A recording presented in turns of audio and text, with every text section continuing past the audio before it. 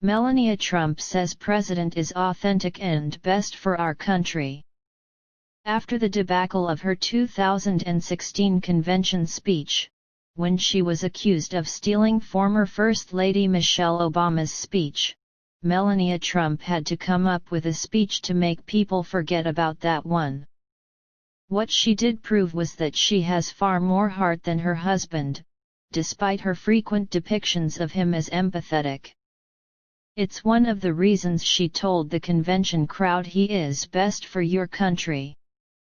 She started by making reference to the coronavirus pandemic, what she called the invisible enemy. She gave her sympathy to those who have lost loved ones and offered prayers for those currently suffering. This went smoothly until she said, "My husband's administration will not stop fighting until there is an effective treatment or vaccine available to everyone." This seems like an effort to get people to stop blaming him for the lost lives by not doing nearly enough in the beginning. Trump also expressed appreciation for healthcare professionals, frontline workers, and teachers who have stepped up, and Americans for coming together in such an unfamiliar and often frightening situation. She honored the 100-year anniversary for the 19th Amendment, giving women the right to vote. She wrote of judging entries from children who were invited to send art honoring the milestone. "We must make sure that women are heard and that the American dream continues to thrive," she said.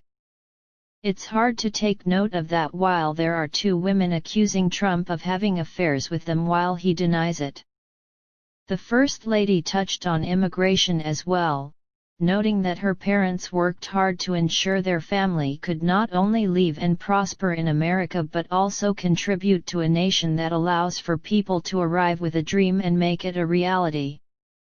Reflecting on becoming a citizen in 2006, she said it's still one of the proudest moments in her life. She spoke of the inspiring people and families she has met as First Lady who are overcoming challenges. "There are no words to describe how honored, humbled, and fortunate I am to serve our nation as your First Lady," she said. She honored the brave soldiers who give up so much so that we can be free and recognized their sacrifices. She feels the same for first responders and their families and mentioned the children and families she has spent time with at hospitals, schools, etc. These are families of children who are dealing with pain or illness that would break even the strongest adult. She said they are a testament to what faith and medicine, strength, and science can do. It was a noticeable mention to many who recognize that Trump doesn't believe in the science behind COVID-19. Yet, she promised that Donald Trump has not and will not lose focus on you. He loves this country, and he knows how to get things done.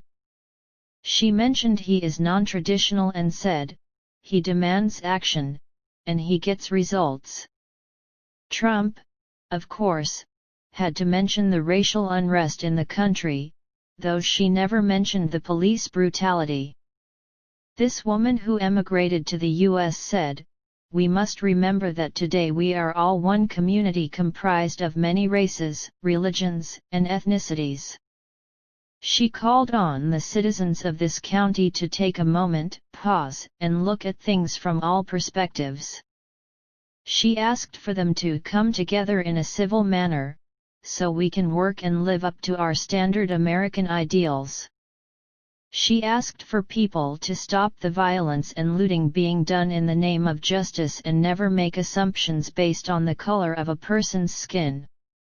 As this was being said, a 17-year-old allegedly opened fire on protesters in Kenosha, Wisconsin, killing 2. "My husband's administration has worked to try and effect change when it comes to issues around race and religion in this country," said the First Lady. Yet, she never mentioned an instance of when he did that, only saying later he'd made substantial investments in our historically black colleges and universities. Astoundingly, she said Donald Trump welcomes different points of view and encourages thinking outside of the box. His frequent attacks on anyone who goes up against him make that statement laughable. She explained she was addressing the convention because we need my husband to be our president and commander-in-chief for 4 more years. He is what is best for our country. After mentioning whether you like it or not, you always know what he is thinking, she chalked that up to the result of him being authentic.